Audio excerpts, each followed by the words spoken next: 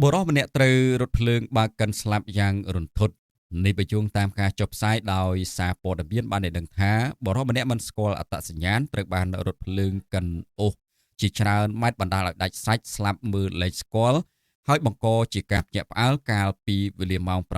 9:30 នាទីយប់ថ្ងៃទី 7 ខែធ្នូឆ្នាំ 2025 ស្ថិតនៅលើផ្លូវរថភ្លើងក្នុងភូមិបរិយ100ខ្នងក្នុងសង្កាត់ទឹកថ្លាខណ្ឌសែនសុខរាជធានីភ្នំពេញបើជុំតាមប្រភពពីប្រជាពលរដ្ឋនៅកន្លែងកើតហេតុបានដឹងថានៅមុនពេលកើតហេតុដោយពួកគាត់បានឃើញបរិសរងគ្រោះមានបំពេចមួយកញ្ចប់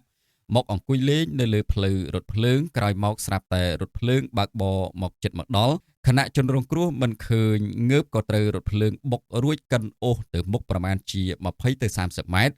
រួចរថភ្លើងក៏បង្អង់ល្បឿនបើកថយក្រោយវិញដើម្បីជួយសង្គ្រោះមនុស្ស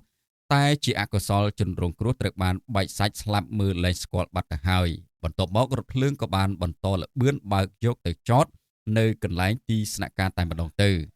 បន្ទាប់ពីការហេតុសមត្ថកិច្ចមូលដ្ឋានបានសហការជាមួយនឹងមន្ត្រីជំនាញចរាចរណ៍ចុះទៅដល់ធ្វើការពិនិត្យទៅលើសពក្រោយពិនិត្យរួចដោយសពមិនទាន់ស្គាល់អត្តសញ្ញាណក៏បានធ្វើកំណត់ហេតុប្រគល់ទៅឲ្យរថយន្តសាមុយដឹកយកទៅតម្កល់នៅវត្តរងចាំការទម្លាក់ទម្ដងរោគសាច់ញាតិនៅពេលក្រោយបាទនេះគឺជាព័ត៌មានតកតងជាមួយនឹងបរិបម្នាក់ត្រូវរថភ្លើងកិនស្លាប់យ៉ាងរន្ធត់ដោយមិនទាន់ស្គាល់អត្តសញ្ញាណនៅឡើយនោះទេ